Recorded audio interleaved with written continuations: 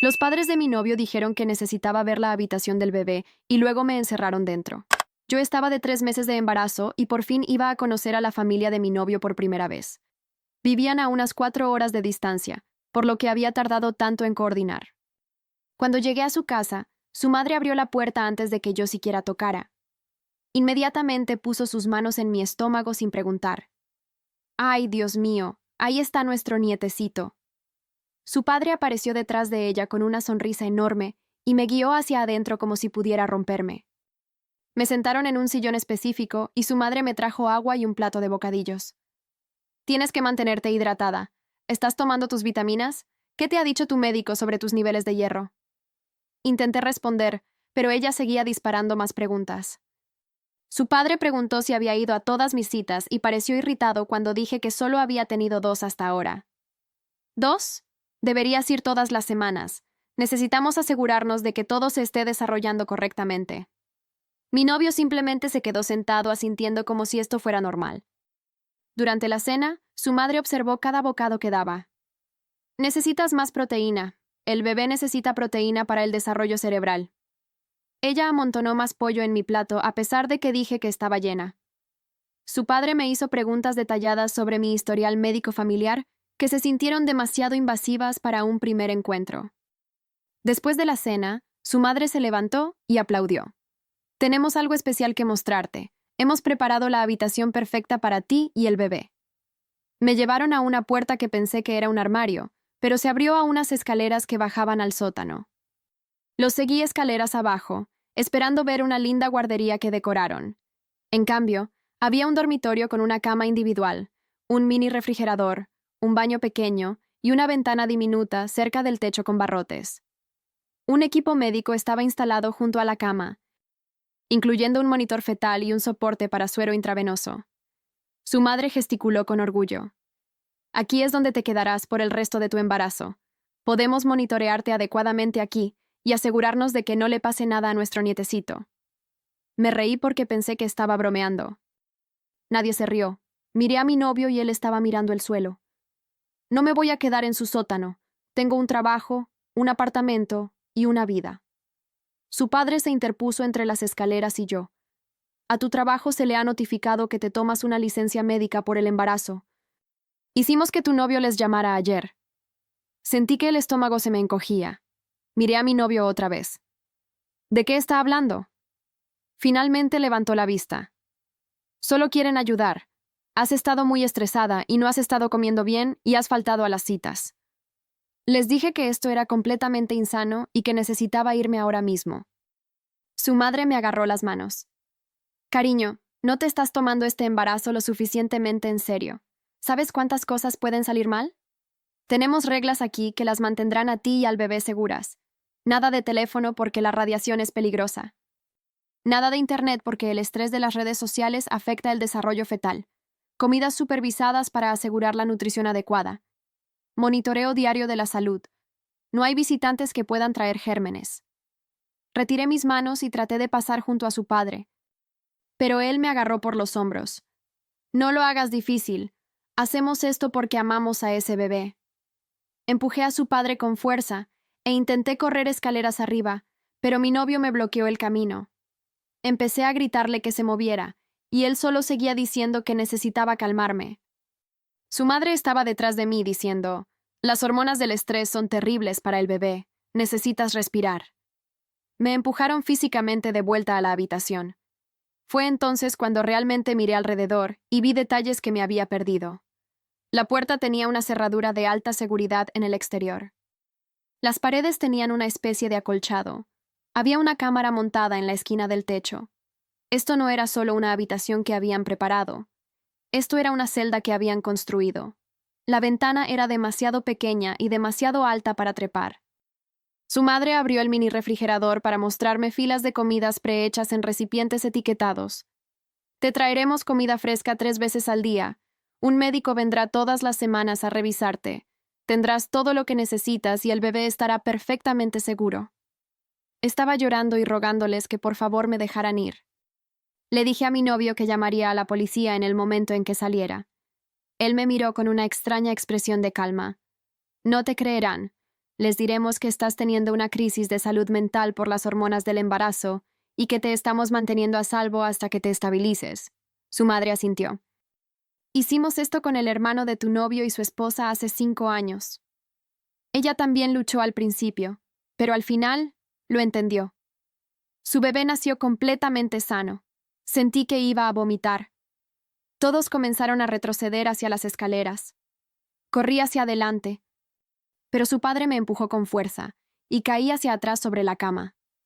Su madre me lanzó un beso desde la puerta. Descansa un poco, cariño. Vas a necesitar tu energía. Estamos todos muy emocionados de cuidarte. La puerta se cerró y oí que el cerrojo se deslizaba con un fuerte sonido metálico que resonó por el sótano.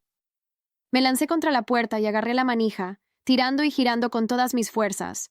No se movió en absoluto. La cerradura era pesada y sólida, del tipo que se ve en un edificio comercial. Golpeé la puerta con ambos puños hasta que me empezaron a doler las manos. Luego traté de encontrar un punto débil, deslizando mis dedos a lo largo de los bordes, donde la puerta se encontraba con el marco. Nada cedió. La puerta era de metal y encajaba perfectamente en el marco sin huecos que pudiera apalancar. Busqué algo para usar como herramienta. Pero la habitación estaba casi vacía. Agarré la silla de al lado de la cama y la balanceé contra la manija de la puerta. La silla se hizo pedazos y la manija ni siquiera se rayó. Mis manos temblaban y mi garganta se sentía irritada por los gritos. Pero seguí intentándolo. Pateé la puerta una y otra vez hasta que me palpitó el pie. La cámara en la esquina me observó todo el tiempo. Su pequeña luz roja parpadeaba. Probablemente estaban arriba ahora mismo, viéndome desmoronarme y sintiéndose bien consigo mismos. Después de lo que pareció una eternidad, me detuve y miré hacia la ventana. Era mi única otra opción. Arrastré los pedazos rotos de la silla y los apilé para subir. La ventana era más pequeña de lo que pensé cuando me acerqué a ella. El cristal parecía grueso y tenía alambre incrustado. Empujé contra él, pero no se movió. Las barras del exterior estaban soldadas directamente a la pared de hormigón. Podía verlas penetrando profundamente en los cimientos en ambos lados. Incluso si de alguna manera rompiera el cristal, la abertura era de quizás 30 centímetros de ancho. No cabría por ahí ni aunque lo intentara. Presioné mi cara contra el cristal y miré hacia arriba. Había una rejilla de metal cubriendo el hueco de la ventana afuera y tenía un candado. Estaba completamente atrapada. Sentí las piernas débiles y volví a bajar. Los pedazos de silla se dispersaron por el suelo cuando los pateé. Caminé hacia el mini refrigerador porque necesitaba ver lo que realmente habían preparado. Cuando lo abrí, la luz se encendió y mostró filas de recipientes de plástico apilados ordenadamente en cada estante. Cada uno tenía una etiqueta escrita con la letra de su madre. Desayuno del lunes, almuerzo del lunes, cena del lunes. Las fechas continuaban durante semanas. Saqué uno y vi la información nutricional completa listada debajo de la fecha. Proteína 28 gramos. Carbohidratos 45 gramos. Grasa 12 gramos. Vitamina C 100%. Había planificado cada comida como si yo fuera una especie de experimento de laboratorio. El estante inferior tenía vitaminas prenatales en un pequeño organizador con los días de la semana marcados. Al lado había botellas de agua alineadas perfectamente y cajas de jugo con pajitas ya puestas. Todo estaba dispuesto como la lonchera de un niño. Me dio un vuelco el estómago y volví a meter el recipiente y cerré la puerta. El baño estaba igual de mal cuando lo revisé. No había espejo en ninguna parte, lo que significaba que no podía romper el cristal para usarlo como arma o herramienta. El botiquín estaba vacío excepto por el papel higiénico y el jabón. Ni cuchilla de afeitar, ni pinzas, nada de metal o afilado. Incluso el portarrollos de papel higiénico estaba empotrado en la pared para que no pudiera quitarlo. Abrí la ducha y solo salió agua tibia sin importar hacia dónde girara la manija.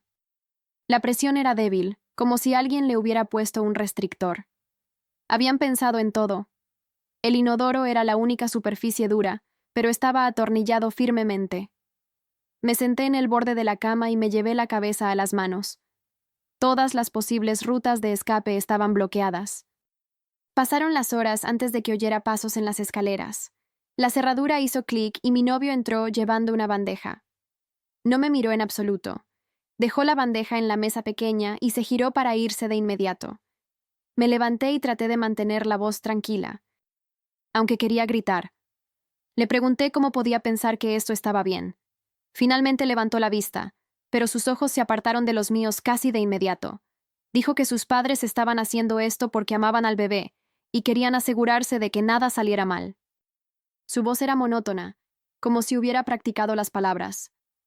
Le dije que esto era secuestro y abuso y que era completamente insano. Él solo negó con la cabeza y dijo que yo no entendía lo peligroso que podía ser el embarazo. Luego se fue y cerró la puerta con llave. Miré la bandeja de comida y algo dentro de mí se rompió. Agarré el plato y lo tiré lo más fuerte que pude contra la pared. La comida salpicó por todas partes y el plato se hizo añicos. Estaba gritando que quería salir ahora mismo. Cogí la taza y la tiré también. Luego golpeé la puerta de nuevo, gritando para que alguien me dejara salir. La voz de mi novio llegó a través de la puerta. Dijo que morirme de hambre solo lastimaría al bebé. Me dijo que si no comía, harían que el médico me pusiera una sonda de alimentación y me alimentaran a la fuerza. Su voz seguía siendo tranquila e inexpresiva. Oí sus pasos subiendo las escaleras. Me deslicé por la pared y me senté en el suelo, rodeada de platos rotos y comida. Todo mi cuerpo temblaba. Esa noche no pude dormir en absoluto. Me acosté en la cama, mirando al techo y escuchando cada sonido de arriba. Pasos caminaban por el suelo sobre mí cada 20 o 30 minutos.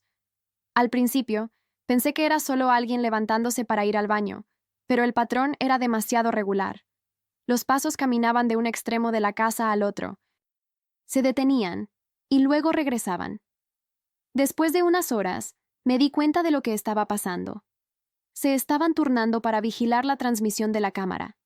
Alguien estaba siempre despierto, asegurándose de que no intentara nada. Los pasos llegaron como un reloj durante toda la noche. Los conté para mantenerme cuerda.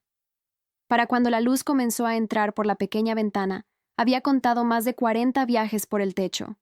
Llegó la mañana y oí que alguien bajaba las escaleras. Su madre abrió la puerta y entró con otra bandeja. Tenía la misma gran sonrisa en la cara, como si nada estuviera mal. Miró la comida seca en la pared y los platos rotos en el suelo. Hizo un comentario sobre cómo había redecorado el lugar. Su voz era alegre, como si estuviera bromeando con una amiga.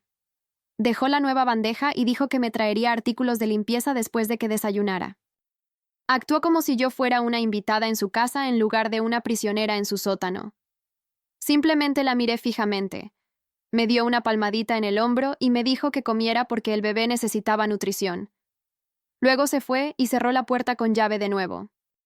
Decidí probar de una manera diferente. Cuando regresó con los artículos de limpieza, hablé con calma y le pedí que me explicara lo que pensaba lograr con esto. Le dije que esto era secuestro y que iría a prisión por ello. Ella dejó el cubo y el trapeador y se acercó a mí. Me tomó la mano y me dio palmaditas como si yo fuera una niña confundida. Dijo que las preocupaciones como las mías siempre desaparecían una vez que el bebé nacía sano. Me dijo que lo entendería con el tiempo, al igual que las otras. Su voz era tan sincera y amable que lo empeoró todo. Realmente creía que me estaba ayudando. Le quité la mano y ella solo sonrió y me dijo que limpiara cuando estuviera lista. Volvió arriba tarareando para sí misma.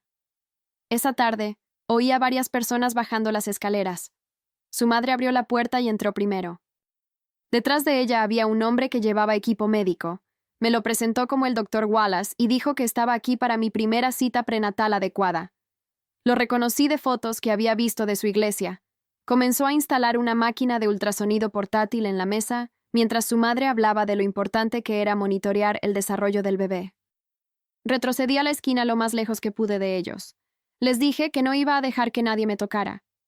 El Dr. Wallace ni siquiera levantó la vista de su equipo. Simplemente siguió ordenando sus herramientas como si yo no hubiera hablado. La sonrisa de su madre finalmente decayó un poco y llamó a su padre escaleras arriba. Oí pasos pesados bajando y supe que esto estaba a punto de empeorar mucho. Su padre entró por la puerta y caminó directamente hacia mí sin decir nada. Traté de retroceder, pero no había a dónde ir en la pequeña habitación. Me agarró los brazos y me empujó sobre la cama, sujetando mis hombros contra el colchón con todo su peso. Pataleé y me retorcí, pero él era demasiado fuerte, y el Dr. Wallace se acercó con su equipo como si esta fuera una cita normal. Su madre se quedó junto a la puerta observando con los brazos cruzados. Grité para que se detuvieran y su padre presionó más fuerte, dificultando la respiración. El médico me subió la camisa y exprimió gel frío en mi estómago sin avisar. Estaba llorando y rogándoles que por favor me dejaran ir, pero nadie respondió. El doctor. Wallace movió la varita del ultrasonido sobre mi piel y miró la pequeña pantalla que había instalado en la mesa. Tomaba notas en su portapapeles entre revisar el monitor. Su madre preguntó si todo se veía bien, y él asintió sin levantar la vista. Todo el examen tardó quizás 10 minutos, pero se sintió como horas con las manos de su padre clavadas en mis hombros. Cuando el médico finalmente se echó hacia atrás, su padre me soltó y me acurruqué de lado, sollozando. El doctor Wallace limpió su equipo y lo empacó en su bolsa. Su madre se acercó e intentó darme palmaditas en la cabeza, pero me aparté de ella. El médico les dijo que el bebé parecía sano según las mediciones y los latidos del corazón. Luego dijo que mis niveles de estrés eran preocupantes para el desarrollo fetal y podrían causar problemas si continuaban. Su madre asintió como si esto confirmara todo lo que había estado diciendo. Le dijo al médico que esa era exactamente la razón por la que necesitaban mantenerme tranquila y controlada aquí, donde podían monitorear todo correctamente. El doctor Wallace estuvo de acuerdo y dijo que me revisaría de nuevo la próxima semana. Todos se fueron y cerraron la puerta con llave, y yo me quedé acurrucada en la cama temblando. Los siguientes 2 días apenas me moví, excepto para usar el baño y picotear la comida que me traían. Pero estaba observando todo. Estudié cada centímetro de esa habitación, buscando cualquier debilidad que pudiera usar. El acolchado de las paredes era material industrial grueso, atornillado directamente al hormigón detrás. Intenté tirar de los bordes, pero los pernos estaban hundidos y no podía hacer palanca. El armazón de la cama era de metal y estaba soldado, luego atornillado al suelo, así que ni siquiera podía deslizarla. El mini refrigerador era demasiado pesado para levantarlo y no tenía partes extraíbles. Los accesorios del baño eran de una sola pieza instalada en las paredes. Incluso el portarrollos de papel higiénico estaba empotrado en la pared sin bordes afilados. La pequeña ventana tenía barrotes incrustados en los cimientos de hormigón, y el cristal estaba reforzado con malla de alambre en el interior. La puerta era de madera maciza con refuerzo metálico, y la cerradura era de grado industrial en el exterior. Conté los pernos que sujetaban el acolchado de la pared. Medí la habitación caminando talón con punta. Cronometré cuánto duraba la luz de la ventana cada día. Buscaba cualquier cosa que pudiera ayudarme, pero todo estaba construido para mantener a alguien atrapado. Al tercer día, noté algo sobre la cámara montada en la esquina del techo. Estaba posicionada para ver la mayor parte de la habitación, pero había un pequeño punto ciego justo donde la puerta del baño se encontraba con la pared. Si me quedaba pegada a esa sección específica de la pared, el ángulo significaba que no podían ver exactamente lo que mis manos estaban haciendo. Era quizás 60 centímetros de espacio, pero era algo. Lo probé parándome allí y moviendo mis manos mientras observaba la lente de la cámara. Desde esa posición, el marco de la puerta bloqueaba la vista de mis manos, aunque todavía podían ver mi cuerpo. Guardé esa información y seguí buscando. Su madre trajo artículos de limpieza esa tarde y me dijo que el baño necesitaba atención. Tomé el cubo y la botella de spray y entré, cerrando la puerta casi por completo. Comencé a fregar el inodoro, y fue entonces cuando vi marcas en la pared detrás de él. Al principio, pensé que era solo suciedad o daño, pero cuando miré más de cerca, me di cuenta de que eran arañazos. Marcas deliberadas talladas en la pintura y el panel de yeso debajo. Estaban organizadas en grupos de 5 con una línea a través de cada grupo. Marcas de conteo. Alguien había contado días aquí antes que yo. Mis manos comenzaron a temblar mientras seguía contando. 10 días, 20 días, 50 días. Las marcas subían por la pared y continuaban en la sección detrás de las tuberías. Tuve que girarme para verlas todas. 100 días, 150 días, 200 días. Luego se detuvieron. Me senté en el suelo mirando esas marcas y me sentí enferma. Alguien había estado atrapada en esta habitación durante más de 200 días. Su madre había dicho que hicieron esto con la esposa de su hermano hace 5 años. Esta debía ser ella contando los días de su encarcelamiento. Seguí limpiando, pero mi mente estaba acelerada. Moví la cama ligeramente para barrer debajo, y fue entonces cuando vi más marcas en el suelo.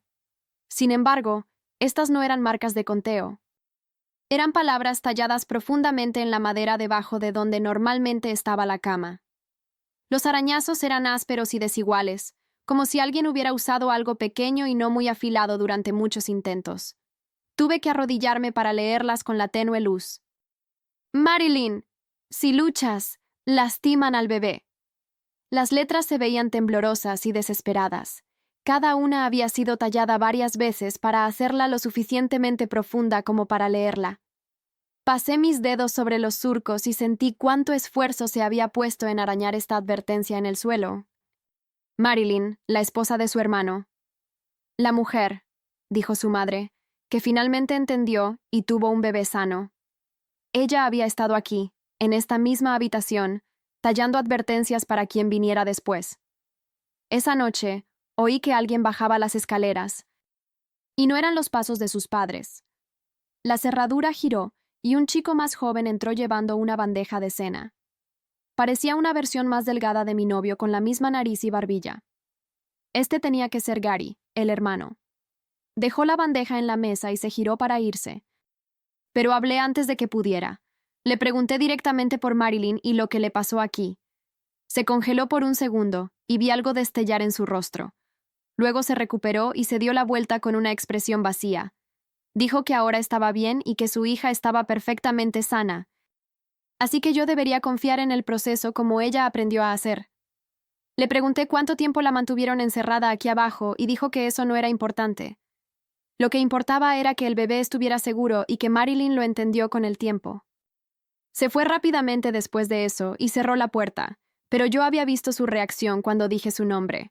Sabía exactamente lo que había pasado en esta habitación. Decidí cambiar mi enfoque. Luchar contra ellos no estaba funcionando, y necesitaba tiempo para idear un plan real. A la mañana siguiente, cuando su madre trajo el desayuno, me comí todo lo que había en el plato sin discutir. Tomé las vitaminas que me dio y bebí todo el vaso de agua. Pareció sorprendida pero complacida. Durante los siguientes días, seguí comiendo las comidas y actuando con más calma. Dejé de gritar cuando entraban. Respondí a sus preguntas sobre cómo me sentía. Su madre comenzó a sonreír más y a hablarme como si fuéramos amigas. Me dijo que la aceptación era el primer paso hacia un embarazo saludable. Dijo que una vez que dejara de luchar contra la realidad, vería que solo estaban tratando de ayudar. Asentí y fingí estar de acuerdo mientras mi mente trabajaba en lo que haría a continuación. El doctor Wallace regresó para otro examen una semana después del primero. Esta vez, no luché ni grité cuando su padre bajó con él. Me acosté en la cama con calma y dejé que el médico hiciera su trabajo. Hice preguntas sobre el desarrollo del bebé y lo que significaban las mediciones. El doctor Wallace pareció aliviado por mi cooperación y de hecho respondió algunas de mis preguntas. Pasó menos tiempo sujetándome y más tiempo explicando lo que estaba viendo en el ultrasonido. Observé cuidadosamente cómo entraba y salía de la habitación. Su padre abría la cerradura desde afuera y sostenía la puerta abierta mientras el médico bajaba las escaleras. El médico siempre dejaba su bolsa médica cerca de la puerta mientras instalaba su equipo en la mesa. Su padre se quedaba junto a la puerta todo el tiempo vigilando. Después del examen, el médico empacaba su equipo, recogía su bolsa y se iba primero, mientras su padre cerraba la puerta con llave detrás de ambos. La rutina era consistente y predecible. Durante ese examen, noté algo que no había visto antes. Cuando el doctor Wallace dejó su bolsa médica junto a la puerta, su teléfono sobresalía del bolsillo lateral. Era un smartphone más nuevo con una carcasa negra, y podía ver el borde claramente desde donde estaba sentada en la cama. El médico nunca lo usó durante el examen, y no pareció revisarlo. Simplemente lo dejó en su bolsa todo el tiempo que estuvo trabajando. Si pudiera llegar a esa bolsa por tan solo 30 segundos, podría pedir ayuda. Pero su padre siempre estaba parado justo allí junto a la puerta, observando todo. Necesitaría una distracción o una razón para que ambos miraran para otro lado al mismo tiempo. Seguí actuando cooperativa y sumisa mientras pensaba en cómo lograr eso. A la mañana siguiente, esperé a que su madre trajera el desayuno. Y cuando oí sus pasos en las escaleras, me puse en posición. Me doblé sobre la cama y comencé a gemir lo suficientemente fuerte como para que me oyera a través de la puerta. La cerradura hizo clic y ella entró llevando la bandeja como siempre, pero se detuvo cuando me vio acurrucada y agarrándome el estómago. Me obligué a llorar y me agarré el abdomen inferior como si algo estuviera realmente mal. Dejó la bandeja rápido y se acercó, pero no parecía asustada como esperaba. Su rostro estaba preocupado, pero tranquilo y controlado. Le rogué que por favor llamara a una ambulancia porque algo se sentía terrible con el bebé y el dolor estaba empeorando. Hice que mi voz sonara de pánico y desesperada mientras me balanceaba de un lado a otro en la cama. Sacó su teléfono celular, pero en lugar de marcar a los servicios de emergencia, llamó a otra persona. Pude oír el teléfono sonando en altavoz, y luego el doctor Wallace contestó. Su madre describió mis síntomas de una manera médica distante mientras se quedaba entre la puerta y yo todo el tiempo. Le dijo que estaba teniendo calambres abdominales inferiores, y que parecía angustiada, y le preguntó si podía venir a examinarme de inmediato. Él dijo que estaría allí en 20 minutos, y ella colgó.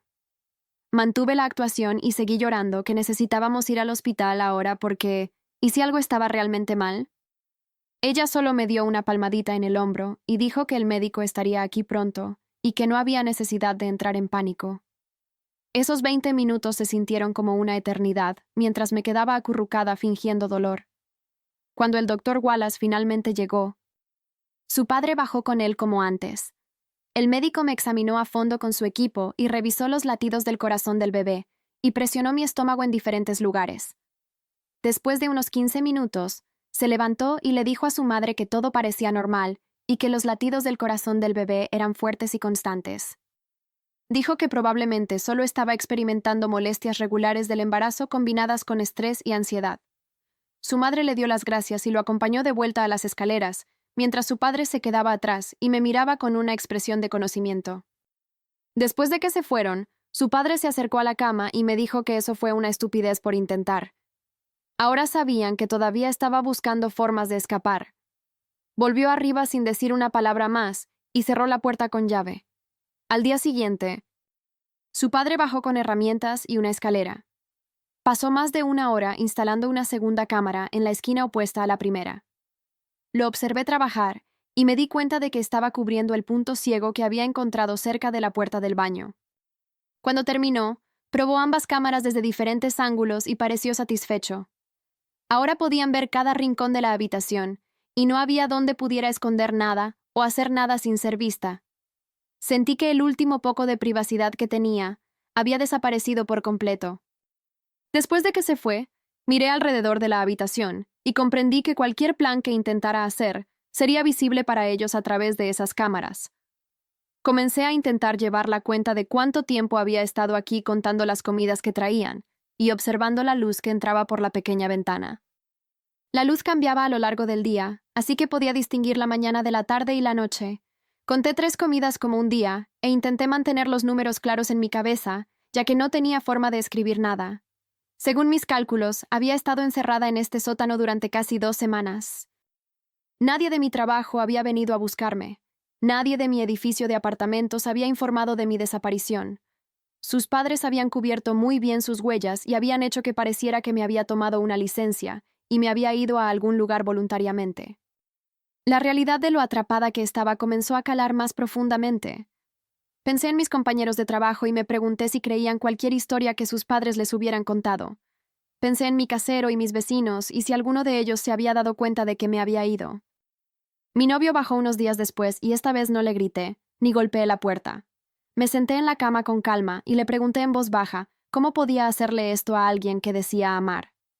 Pareció sorprendido por mi tono tranquilo, y después de un minuto se sentó en el suelo fuera de la puerta abierta.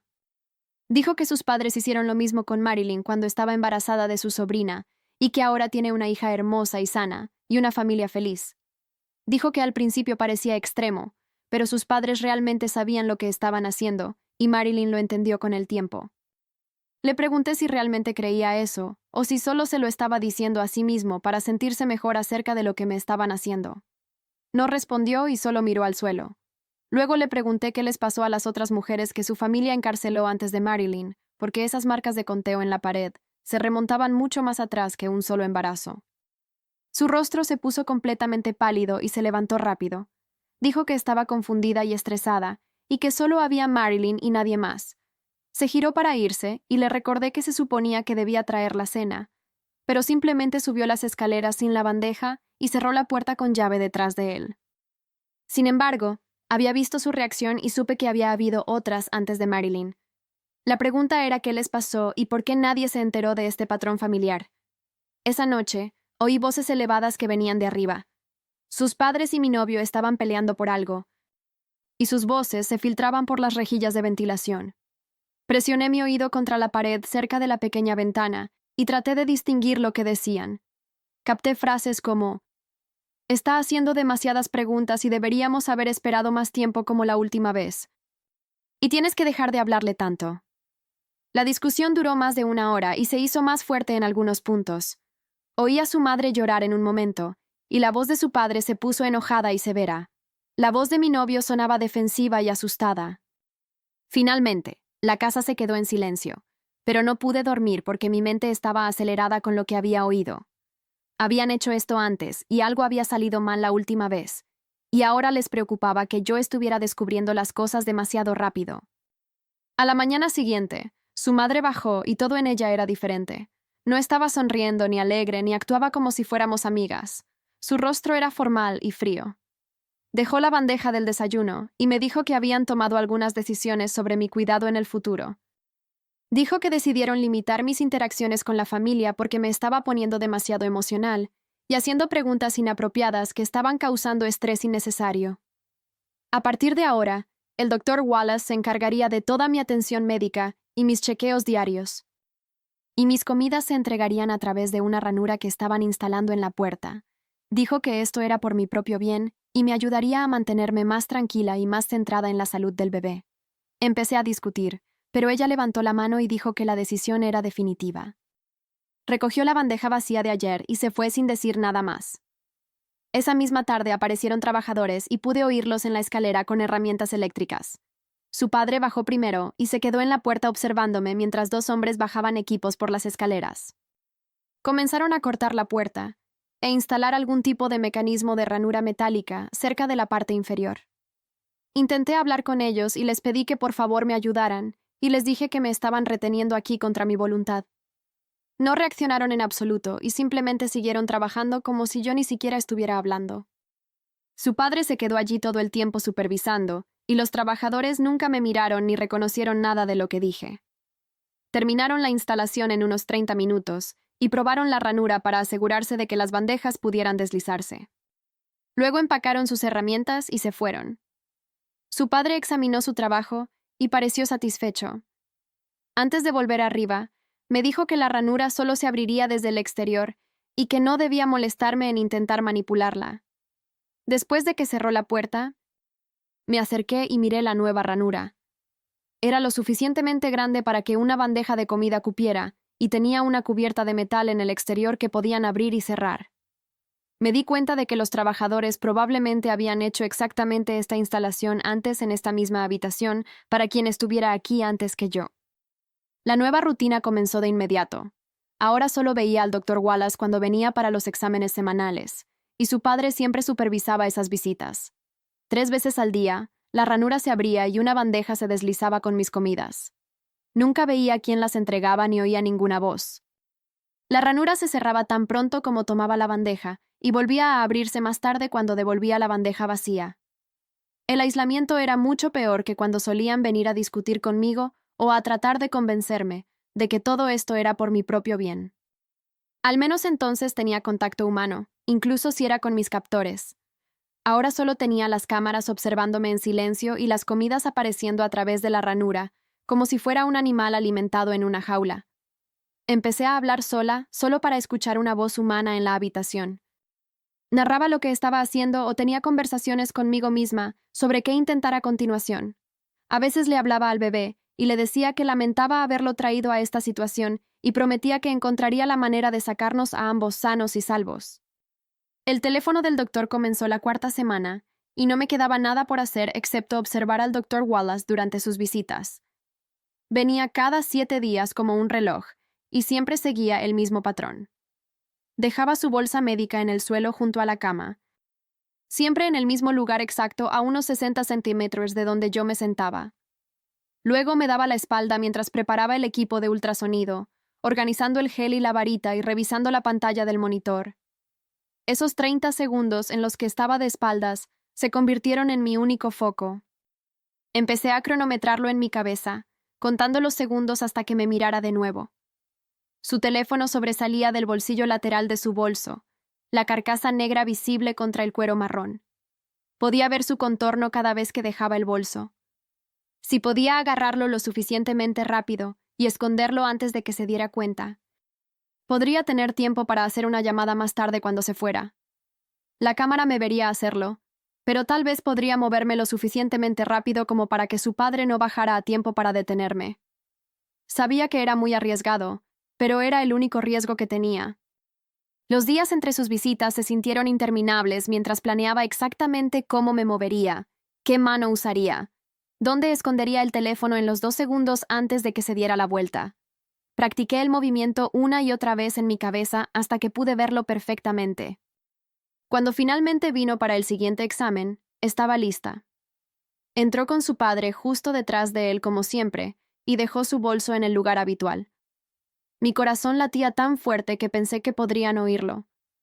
Se dio la vuelta para configurar el ultrasonido y me lancé de la cama hacia adelante, mi mano alcanzando ese bolsillo lateral. Puse mis dedos en el teléfono y comencé a sacarlo, pero él se giró más rápido de lo que esperaba. Su mano se cerró alrededor de mi muñeca y la torció con fuerza, obligando a mis dedos a abrirse. El teléfono cayó de nuevo en su bolso, y él siguió girando hasta que grité y caí de rodillas.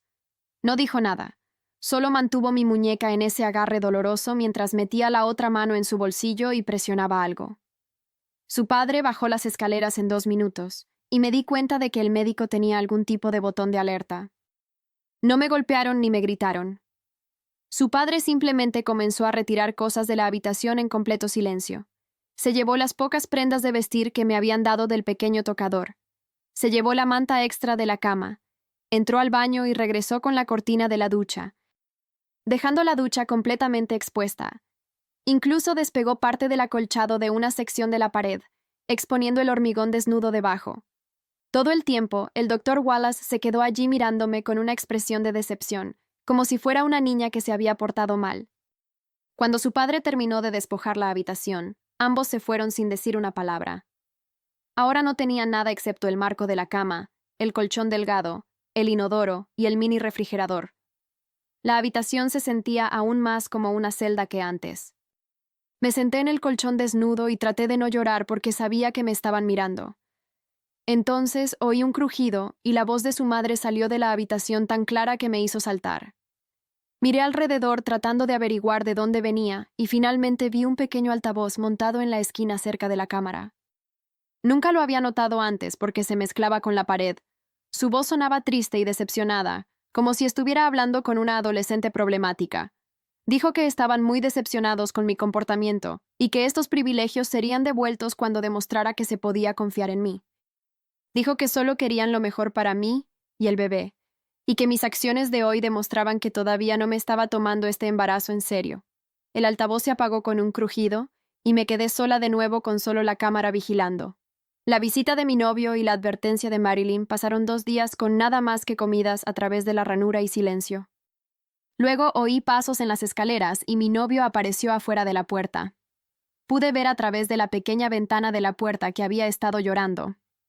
Tenía los ojos rojos e hinchados y no dejaba de secarse la cara.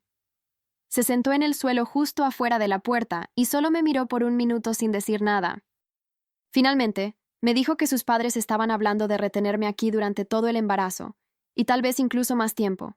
Dijo que querían asegurarse de que me hubiera encariñado con el bebé adecuadamente, y no intentaría huir una vez que diera a luz. Le pregunté cómo podía permitirles hacerme esto a mí y a nuestro bebé. Empezó a llorar más fuerte, y se llevó la cabeza a las manos.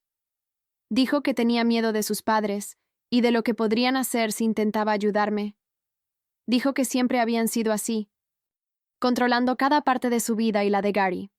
Me contó que cuando Gary intentó irse con Marilyn antes de que naciera su hija, sus padres amenazaron con denunciarlos a ambos por secuestro del bebé. Dijeron que le dirían a la policía que Gary y Marilyn eran inestables y peligrosos y que estaban tratando de quitarles a su nieto.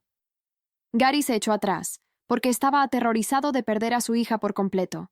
Vi a mi novio llorar, y no sentí nada más que rabia hacia él.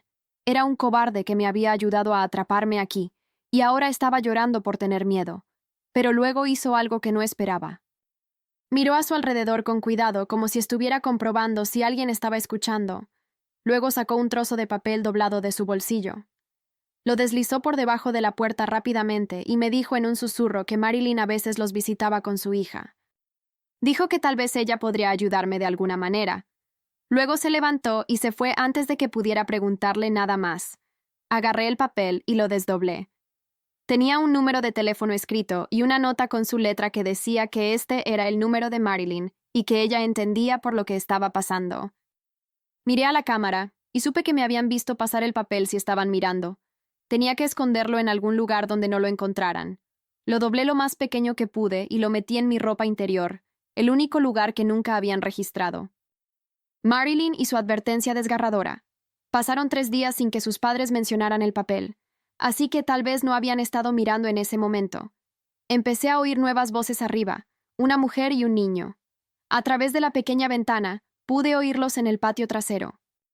El niño llamaba a alguien mamá, y oí la voz de mi novio respondiendo. Luego oí a su abuela molestándolos a ambos, ese mismo tono alegre que solía usar conmigo. Más tarde ese día, oí pasos bajando las escaleras y la puerta se abrió. Una mujer entró y supe inmediatamente que era Marilyn. Parecía tener 20 y tantos años, pero sus ojos se veían mayores, cansados. Tenía ojeras oscuras, y sus hombros estaban caídos como si llevara algo pesado. Miró la cámara, luego me miró, y vi todo en su rostro. La derrota, la resignación, el profundo agotamiento de alguien que había luchado y perdido. Se sentó en el borde de la cama y me dijo en voz baja que luchar contra ellos solo empeoraba todo. Dijo que si simplemente cooperaba y hacía lo que querían, con el tiempo me dejarían tener una especie de vida normal como la que ella tenía ahora.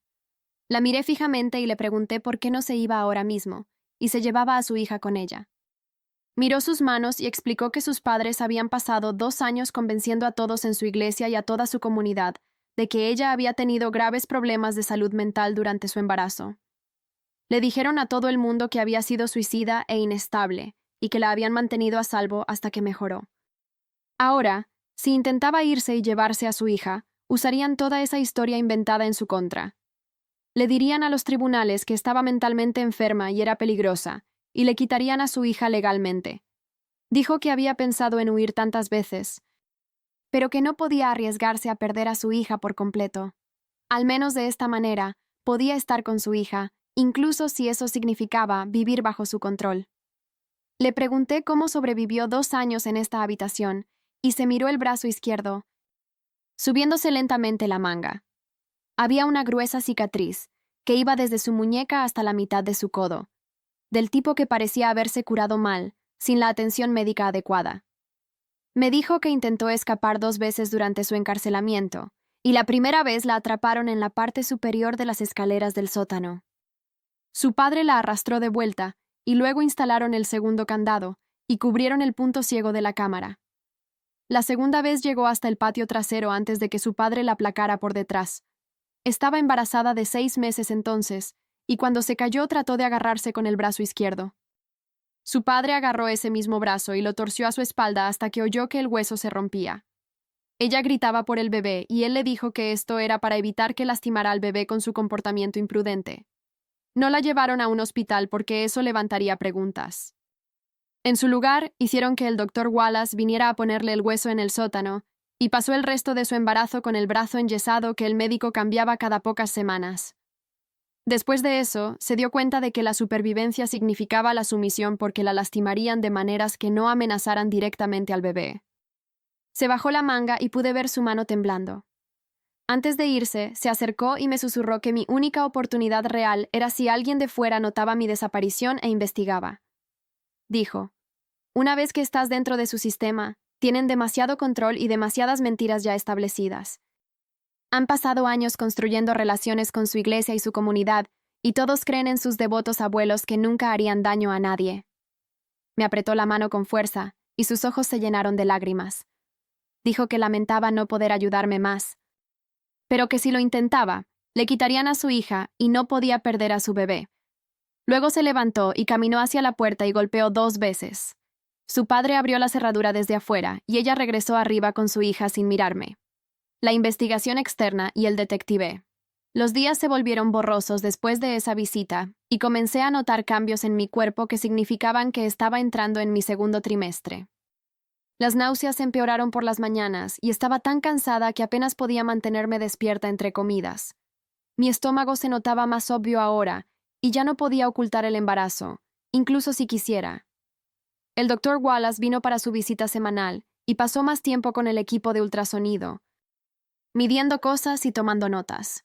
Parecía complacido con todo lo que veía, y les dijo a sus padres a través de la puerta abierta que el bebé estaba en el camino correcto para el desarrollo.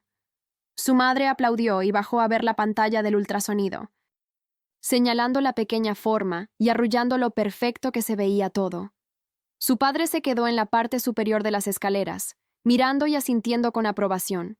El médico empacó su equipo y les recordó el plan de nutrición que había escrito, diciendo: el segundo trimestre es crítico para el desarrollo cerebral. Después de que todos se fueron, me acosté en la cama y sentí que el bebé se movía por primera vez. Solo un pequeño aleteo que me hizo comenzar a llorar, porque esto debería haber sido un momento feliz. Pero en cambio, estaba atrapada en una prisión en el sótano. Unos días después, su madre trajo mi bandeja de almuerzo, y estaba molesta por algo. Dejó la comida con más fuerza de lo habitual y murmuró: esa mujer de mi trabajo no dejaba de llamarme al teléfono. Dijo que Kira había llamado 6 veces solo ayer y 2 veces ya esta mañana, dejando mensajes preguntando dónde estaba y si estaba bien. Sentí un aumento de esperanza dispararse a través de mi pecho, porque alguien realmente me estaba buscando, y no creía la historia que les habían contado.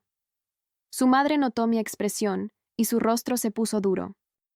Me dijo que no se me ocurriera ninguna idea porque ya habían manejado la situación laboral y todos creían que estaba de baja médica, pero pude oír la preocupación en su voz bajo la ira y supe que Kira estaba causando problemas para su plan. Su madre se fue rápidamente y cerró la puerta con llave y oí sus pasos subiendo las escaleras más rápido de lo normal. Durante la semana siguiente, me enteré de más detalles sobre lo que estaba sucediendo afuera. Su madre bajó una mañana y parecía más habladora de lo habitual, probablemente tratando de convencerse a sí misma de que todo estaba bien. Mencionó que sus padres le dijeron a mi trabajo que tuve una emergencia familiar y me tomé una licencia repentina. Habían usado a mi novio para enviar correos electrónicos desde mi cuenta, diciendo que necesitaba tiempo y que me pondría en contacto cuando pudiera. Pero aparentemente, Kira no se creía la historia porque también había contactado a mi edificio de apartamentos, preguntando por mí. Su madre se rió como si esto fuera ridículo, y dijo que algunas personas simplemente no podían meterse en sus propios asuntos. Me dijo que Kira incluso había llamado a mis contactos de emergencia tratando de localizarme. Le pregunté quiénes eran mis contactos de emergencia y ella dijo mi tía, en otro estado, y mi antigua compañera de cuarto de la universidad. Ninguna de ellas me había visto en meses, así que no podían decirle nada útil a Kira. Su madre parecía satisfecha con esto, pero noté que seguía revisando su teléfono mientras hablaba, como si esperara malas noticias. Esa tarde, su padre salió, lo cual era inusual porque normalmente se quedaba en casa para ayudar a vigilarme a través de las cámaras. Oí a su madre hablando por teléfono arriba, y su voz se filtraba a través de la pequeña ventana. Estaba hablando con alguien y usando ese tono amable y alegre que había usado cuando llegué por primera vez a su casa. Le dijo a quienquiera que estuviera al teléfono que me estaba quedando con la familia durante un embarazo difícil y que solo necesitaba privacidad en ese momento. Se rió de algo que dijeron y estuvo de acuerdo en que los primeros embarazos podían ser tan abrumadores. Dijo que estaba recibiendo una excelente atención y que se comunicaría con la gente cuando se sintiera lista. La conversación duró quizás 10 minutos y todo el tiempo sonó tan convincente y normal que me di cuenta de lo buenos que eran para mantener las apariencias. Nadie que escuchara esa llamada sospecharía que estaba mintiendo o que yo estaba encerrada en su sótano contra mi voluntad. Durante la semana siguiente, noté una mayor tensión en la casa. Aunque solo podía oír fragmentos a través de la ventana y las paredes, había más discusiones de lo habitual, y sorprendí a su madre y a su padre teniendo discusiones acaloradas que se detenían repentinamente cuando las puertas se cerraban. Su madre hacía llamadas telefónicas frecuentes, y por su tono pude darme cuenta de que estaba preocupada por algo. Su padre comenzó a salir a horas extrañas, y oía el coche encenderse en medio de la noche o temprano en la mañana. Algo estaba sucediendo afuera que los tenía preocupados, y pasé horas tratando de averiguar qué podía ser. Las comidas seguían llegando 3 veces al día, y el doctor Wallace seguía haciendo sus visitas semanales, pero todos parecían distraídos y nerviosos.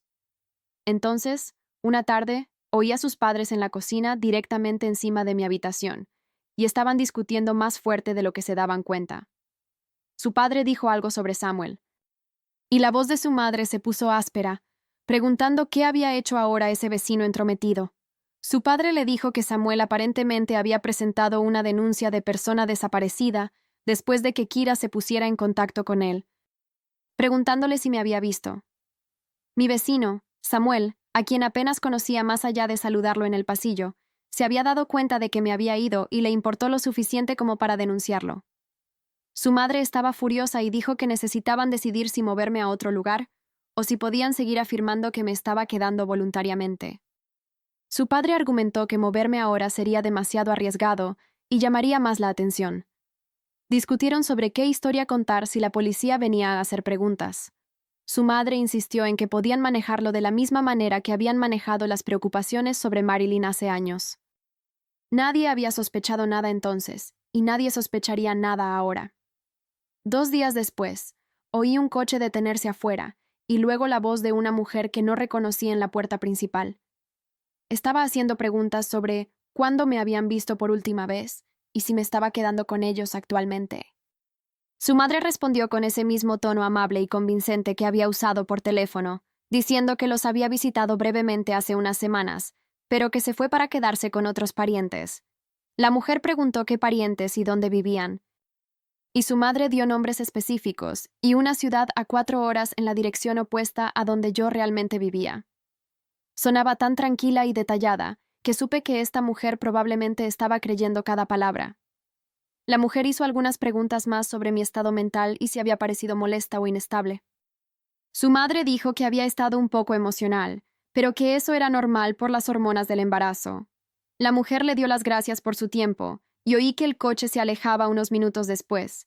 Me di cuenta de que esta podría ser mi única oportunidad y comencé a gritar tan fuerte como pude.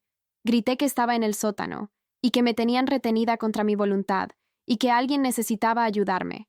Grité hasta que mi garganta me ardió y mi voz se quebró, pero el sótano estaba insonorizado y la mujer ya estaba demasiado lejos.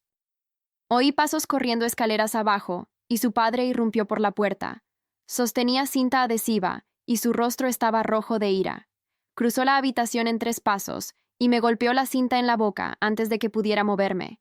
Se acercó y me dijo que si volvía a intentarlo, me sedarían durante el resto del embarazo. Dijo que tenían suficiente medicación para mantenerme inconsciente durante meses si era necesario, y que el bebé estaría bien. Pero yo me despertaría después del parto sin recordar nada. Tenía la mano todavía en mi cara sujetando la cinta, y podía oler su aliento y ver las venas de su cuello. Me dijo que ese detective no volvería porque su madre había sido muy convincente, y no había evidencia de que yo estuviera aquí. Luego se giró y salió, cerrando la puerta con llave detrás de él, y dejándome con la cinta pegada a la boca, y las lágrimas corriendo por mi cara. Me quedé en silencio después de eso, mi corazón todavía acelerado por los gritos y la cinta todavía pegada sobre mi boca. El adhesivo me quemaba la piel y podía saborear algo químico en mis labios. Pasaron las horas y los oí moviéndose arriba. Sonidos domésticos normales, como si no estuvieran manteniendo a alguien prisionero en su sótano. Finalmente, su madre bajó y me arrancó la cinta sin avisar. El dolor me hizo llorar, pero no hice ningún sonido. Me entregó una botella de agua y me dijo que la bebiera lentamente porque la deshidratación era mala para el bebé. Tomé el agua porque me dolía mucho la garganta por los gritos de antes. Me observó beberla entera antes de tomar la botella vacía y se fue sin decir una palabra más. Pasaron 2 días con la misma rutina. Comidas a través de la ranura 3 veces al día. La cámara observando todo lo que hacía. Ninguna voz excepto los pasos ocasionales por encima de mi cabeza. Entonces, en la tercera mañana, oí un coche detenerse afuera y la voz de una mujer en la puerta principal de nuevo. Era esa detective de antes. Pude darme cuenta por el tono, aunque no lograba distinguir las palabras. Su madre contestó, y esta vez su voz sonaba diferente, más aguda y rápida que antes. La detective seguía haciendo más preguntas, y la oí decir algo sobre el sótano. Su madre dijo que estaba reformado y que no era seguro bajar allí. La detective siguió presionando y la voz de su madre se tensó más a medida que ponía excusas. Discutieron durante varios minutos antes de que oyera la puerta del coche de la detective cerrarse y el motor arrancar.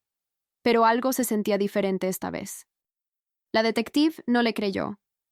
Me senté en el suelo después de que se fueran y me di cuenta de que esta podría ser mi última oportunidad antes de que me trasladaran a otro lugar.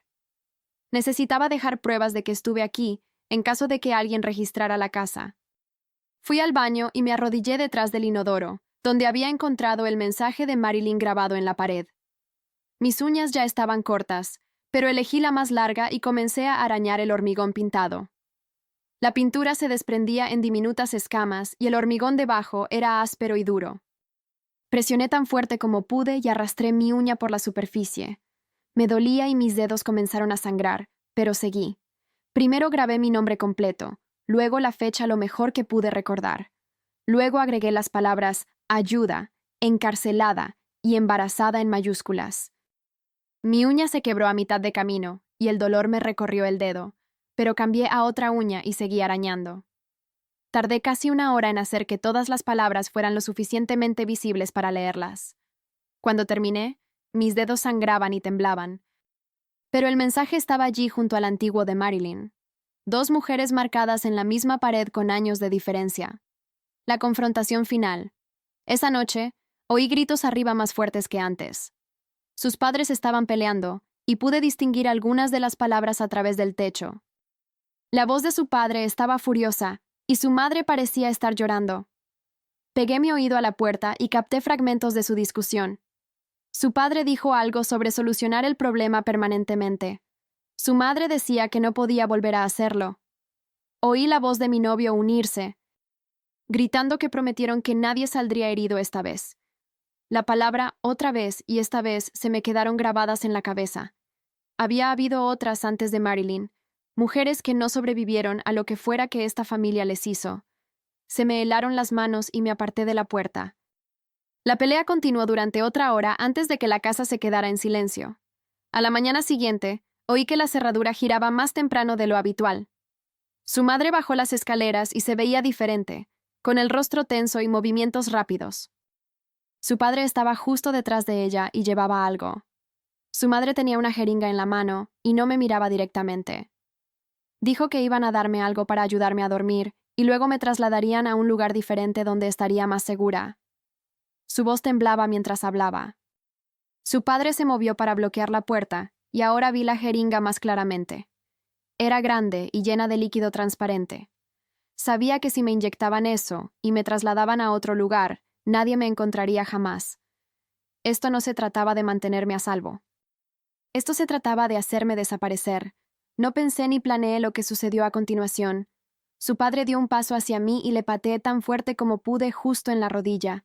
Cayó con un grito y su madre se abalanzó sobre mí con la jeringa. Le agarré la muñeca con ambas manos y le mordí la mano tan fuerte como pude. Gritó y soltó la jeringa, que golpeó el suelo de hormigón y se hizo añicos. El líquido transparente se esparció por el suelo y su padre se estaba levantando. Su madre sostenía su mano sangrante y el rostro de su padre estaba rojo de ira. Se acercó a mí rápidamente y me golpeó con el revés de la mano en la cara. Aen. La fuerza me lanzó de lado y mi cabeza golpeó el marco de metal de la cama. El dolor explotó en mi cráneo y todo se volvió borroso por un segundo. Probé la sangre en mi boca y mi visión estaba irregular, pero me mantuve consciente. A través del zumbido en mis oídos, oí nuevos sonidos arriba, puertas de coche cerrándose de golpe, múltiples voces, alguien golpeando fuerte la puerta principal. Su padre se congeló y los ojos de su madre se abrieron de par en par. Una voz de mujer gritó que era la policía y que tenían una orden para registrar la propiedad. Era la detective. Había regresado. Sus padres se miraron y su padre corrió hacia las escaleras. Su madre intentaba limpiar la jeringa rota con manos temblorosas. Seguía mirando la sangre que me corría por la cara por donde golpeé el marco de la cama. Me agarró por los hombros y su voz era desesperada ahora. Me dijo que tenía que decir que vine aquí voluntariamente, que solo me estaban ayudando a superar un embarazo difícil, que todo estaba bien. Arriba, podía oír a la detective exigiendo ver el sótano. La voz de su padre era fuerte diciendo que la orden no cubría esa área. Hubo un tumulto y algo se estrelló. Entonces oí pasos en las escaleras del sótano. Varias personas bajando rápido. Su madre todavía estaba tratando de limpiar la sangre del suelo con la manga. La cerradura giró y la puerta se abrió de golpe. El rescate. La detective Herrera estaba en la puerta con otros 2 oficiales detrás de ella. Miró la habitación y asimiló todo de una sola vez. La cámara en la esquina, las cerraduras en el exterior de la puerta, los barrotes en la ventana, el equipo médico, la sangre en mi cara y el suelo. Mi cara debió mostrarlo todo porque no hizo ninguna pregunta. Sacó su radio y pidió asistencia médica de inmediato. Su madre comenzó a hablar rápido tratando de explicarse, pero la detective la interrumpió y le dijo que estaba bajo arresto. Uno de los oficiales avanzó con las esposas y su madre estaba llorando ahora, diciendo que solo intentaban proteger al bebé. Su padre intentó correr. Oí gritos desde arriba y luego la puerta trasera cerrándose de golpe. A través de la pequeña ventana, lo vi corriendo por el patio trasero, pero 2 oficiales ya estaban allí. Lo placaron contra el césped y luchó, pero le pusieron las esposas en segundos. Mi novio fue encontrado escondido en su coche en el garaje. También lo sacaron y lo arrestaron. Los 3 fueron llevados en coches de policía separados mientras yo seguía sentada en el suelo del sótano. Me palpitaba la cabeza y no podía procesar que esto estuviera sucediendo, que alguien me hubiera encontrado, que iba a salir. Los paramédicos bajaron las escaleras del sótano, justo detrás de la detective, y yo seguía sentada en el suelo donde sus padres me habían dejado.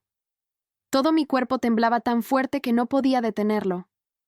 Uno de ellos se arrodilló a mi lado y comenzó a hacer preguntas sobre dónde estaba herida y de cuánto tiempo estaba embarazada. Intenté responder, pero mis dientes castañaban y las palabras salían mal. El otro paramédico abrió una gran bolsa médica y sacó equipo mientras el primero seguía hablándome con una voz tranquila y constante. Revisaron el corte en mi cabeza donde golpeé el marco de la cama y limpiaron la sangre de mi cara con gasas que escocieron. Uno de ellos sacó un monitor fetal y preguntó si podían revisar al bebé. Asentí y me levanté la camisa. El gel frío me hizo estremecer, pero luego oí el latido del corazón a través del altavoz, rápido y fuerte, y el paramédico me sonrió. Dijo que el bebé sonaba bien y que ahora estaba a salvo. Me envolvieron una manta alrededor de los hombros a pesar de que no tenía frío y me ayudaron a levantarme. Mis piernas temblaban y uno de ellos tuvo que sostenerme el brazo para mantenerme firme mientras subíamos las escaleras del sótano. La casa se veía diferente ahora con oficiales de policía por todas partes tomando fotos y escribiendo cosas. El hospital y la investigación. Me subieron a la ambulancia y un paramédico se quedó en la parte de atrás conmigo mientras conducíamos. Siguió revisando mi presión arterial y haciéndome preguntas sobre dolor y mareos. El viaje se sintió largo, pero me dijo que íbamos al hospital donde podrían hacerme un chequeo completo y asegurarse de que todo estuviera bien conmigo y con el bebé. La sala de emergencias era brillante y estaba ocupada con gente moviéndose rápido en todas direcciones. Una enfermera me llevó a una habitación privada y me ayudó a ponerme una bata de hospital. Fue amable cuando me tocó el brazo y me preguntó si necesitaba algo para el dolor. Más personas vinieron a examinarme. Un médico que miró el corte en mi cabeza y dijo que podría tener una pequeña conmoción cerebral. Otra enfermera que me tomó la presión arterial y la temperatura. Me pidieron que describiera lo que sucedió y comencé a hablar. Pero luego no pude dejar de llorar. La enfermera me entregó pañuelos y me frotó la espalda mientras yo trataba de explicar que había estado encerrada en el sótano durante semanas. Escribió todo en una tabla y me dijo que iban a documentar todas mis lesiones para la policía. Me hicieron un ultrasonido y miré la pantalla que mostraba al bebé moviéndose.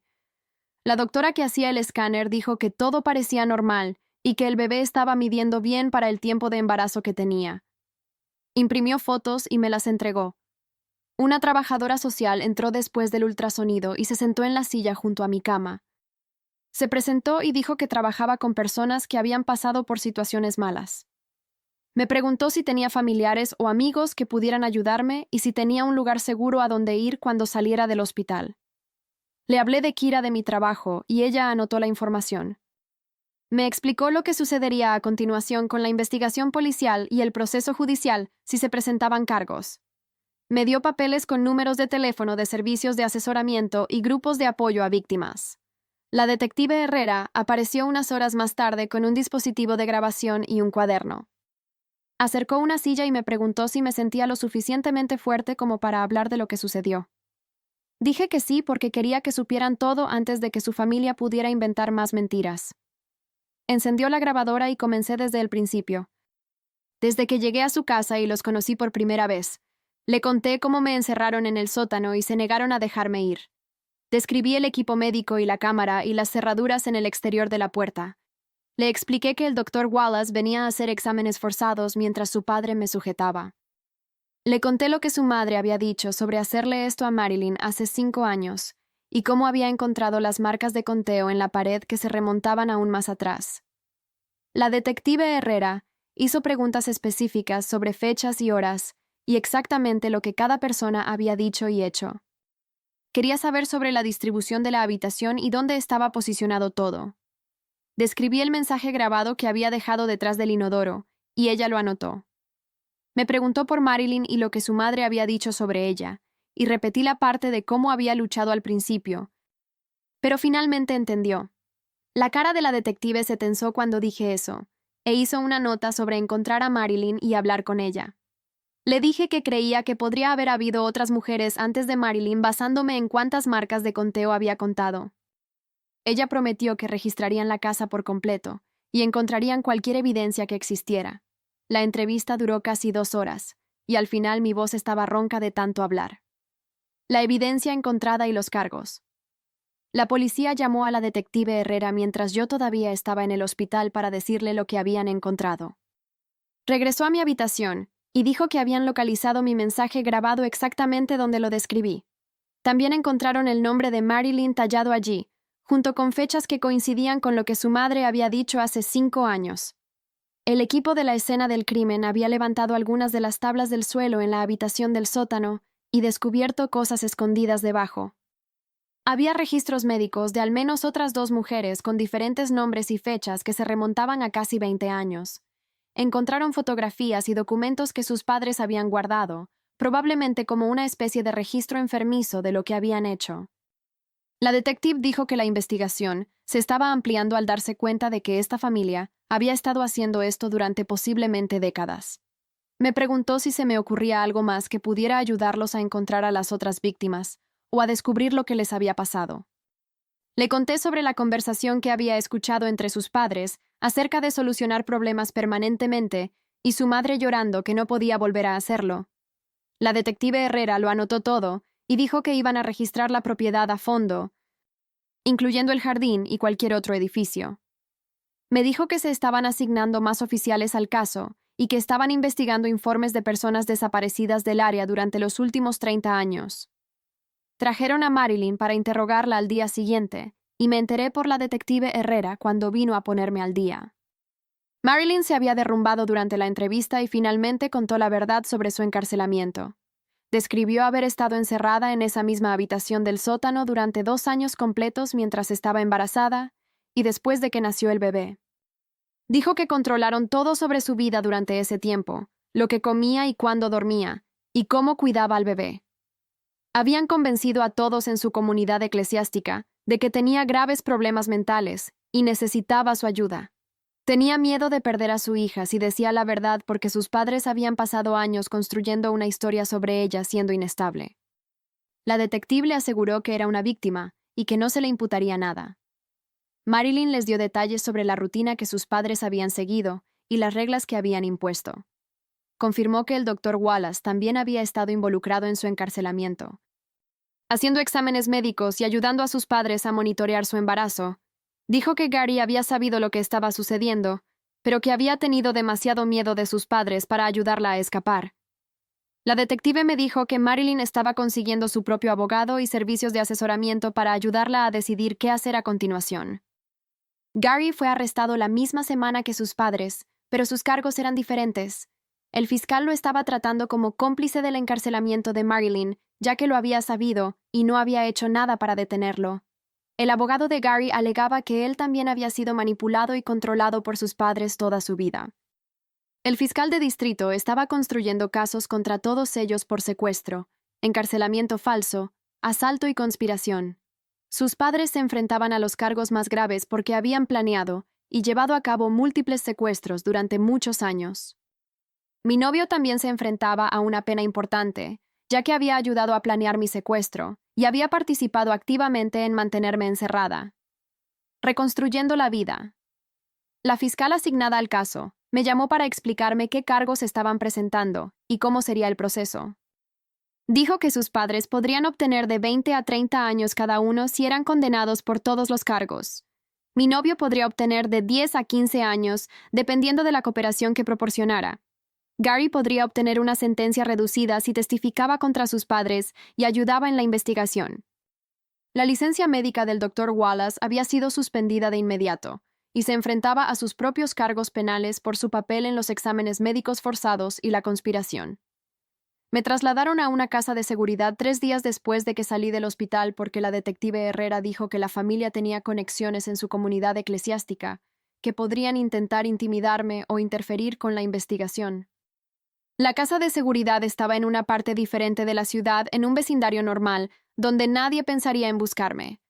Una defensora de víctimas se quedó allí conmigo y me ayudó a conseguir ropa nueva y suministros básicos, ya que no tenía nada de mi apartamento. Kira vino a visitarme tan pronto como le dijeron dónde estaba. Entró e inmediatamente comenzó a llorar y a abrazarme. Dijo que había sabido que algo andaba mal cuando mis correos electrónicos no sonaban como yo en absoluto. Había intentado llamar a mi teléfono una y otra vez. Y cuando mi novio contestó y le dio excusas raras, se había puesto más sospechosa. Se había puesto en contacto con mi edificio de apartamentos y mis contactos de emergencia tratando de encontrarme. Incluso había conducido hasta mi apartamento y hablado con mis vecinos sobre si me habían visto. Kira me trajo cosas de mi apartamento que la policía había recuperado después de conseguir que mi novio les diera acceso. Se quedó durante horas simplemente sentada conmigo y escuchando todo lo que había sucedido. Samuel, mi vecino del edificio de apartamentos, había sido quien presentó la denuncia oficial de persona desaparecida que involucró a la detective Herrera. Le dijo a la policía que había visto a mi novio cargando mi coche con mis pertenencias el día después de que desaparecí. Lo había visto alejarse en mi coche, y pensó que era extraño ya que nunca mencioné mudarme o ir a ningún lado. Cuando Kira vino a hacer preguntas, Samuel ató cabos y llamó a la policía. Su testimonio ayudó a demostrar que el secuestro había sido planeado con anticipación, y no fue solo algo repentino. La policía había encontrado mi coche estacionado en una unidad de almacenamiento que sus padres poseían, lleno de mis cosas del apartamento. Mi novio había vaciado mi casa para que pareciera que me había ido voluntariamente. Había contestado mi teléfono y enviado correos electrónicos desde mis cuentas para mantener la apariencia de que estaba bien. Toda esa evidencia estaba ayudando a construir el caso del fiscal, de que esto fue un secuestro planeado, y no una familia tratando de ayudar a alguien con problemas mentales, como afirmaban sus padres. La fiscal me mantuvo informada a medida que el caso avanzaba durante las semanas siguientes. Me explicó que sus padres se enfrentaban a 20 a 30 años cada uno por múltiples cargos de secuestro, encarcelamiento falso y asalto. Mi novio se enfrentaba a 10 a 15 años por su papel en la planificación y ejecución de mi secuestro. Gary podría obtener una sentencia reducida, tal vez de 5 a 8 años, si cooperaba plenamente y testificaba contra sus padres. El Dr. Wallace se enfrentaba a sus propios cargos penales, y la Junta Médica estaba tomando medidas para revocar permanentemente su licencia. La fiscal dijo que también estaban investigando los otros casos de hace años y tratando de identificar a las otras mujeres que habían estado retenidas en ese sótano. Me advirtió que el proceso judicial llevaría mucho tiempo, probablemente más de un año, y que tendría que testificar sobre lo que sucedió. Me conectó con una defensora de víctimas que me ayudaría durante los procedimientos judiciales y se aseguraría de que entendiera lo que estaba sucediendo en cada etapa. Tuve que tomar una decisión sobre el embarazo, y me llevó semanas de asesoramiento antes de sentirme lista para elegir. El terapeuta con el que me conectaron me ayudó a procesar todos los sentimientos complicados acerca de llevar un bebé que estaba conectado a una experiencia tan horrible. Una parte de mí quería terminar el embarazo e intentar superar todo lo que había sucedido, pero otra parte de mí sentía que el bebé no era responsable de lo que su familia había hecho. Después de mucho pensar y hablar con el terapeuta, decidí continuar el embarazo con la atención médica y el apoyo adecuados. Quería reclamar esta experiencia y hacerlo en mis propios términos con médicos que yo elegí y en un lugar donde me sintiera segura. El programa de servicios a víctimas me ayudó a encontrar un obstetra que se especializaba en trabajar con sobrevivientes de trauma. Comencé a ir a citas regulares donde podía hacer preguntas y tomar mis propias decisiones sobre mi cuidado. Se sintió completamente diferente a los exámenes forzados en ese sótano, y lentamente comencé a sentir que mi cuerpo y mi embarazo me pertenecían de nuevo en lugar de a su familia. 4 meses después, vivía en un pequeño apartamento a 3 estados de distancia, bajo un nombre que no era el mío. El programa de servicios a víctimas me ayudó a mudarme y a conseguir todo lo que necesitaba. Fui a terapia 2 veces por semana con una mujer que trabajaba con personas que habían pasado por cosas malas. Y ella me ayudó a hablar de lo que pasó sin sentir que me iba a desmoronar. Kira se mudó a la misma ciudad 2 meses después que yo porque dijo que no podía soportar estar tan lejos cuando necesitaba ayuda. Venía casi todos los días para ayudarme a prepararme para el bebé. Compramos una cuna juntas y ella me ayudó a montarla en la habitación del bebé. Eligió ropa y mantas diminutas y se aseguró de que tuviera todo lo de la lista que me dio el médico. La obstetra que veía ahora me permitía hacer preguntas y nunca me tocaba sin preguntar primero. Cada cita se sentía diferente porque podía irme cuando quisiera. La bebé llegó un martes por la mañana en mi 7º mes de libertad. Las contracciones comenzaron en casa y Kira me llevó al hospital. Las enfermeras fueron amables y me permitieron tomar todas mis propias decisiones sobre el parto. Cuando pusieron a mi hija en mis brazos por primera vez, miré la puerta de la habitación del hospital que estaba abierta. Podía cruzarla cuando quisiera. Nadie me detendría ni me encerraría. La bebé estaba sana y perfecta. Sentí el peso de todo lo que sucedió presionándome. Pero también sentí que algo más comenzaba a crecer. La fiscal llamó 2 días después para ponerme al día sobre los casos judiciales. Los juicios tardarían años en finalizar por completo. Sus padres podrían pasar décadas en prisión. Mi novio también estaría encerrado durante mucho tiempo. Yo estaba construyendo una vida donde cada elección sobre mi cuerpo, mi bebé y mi futuro me pertenecía solo a mí. Eso era suficiente por ahora.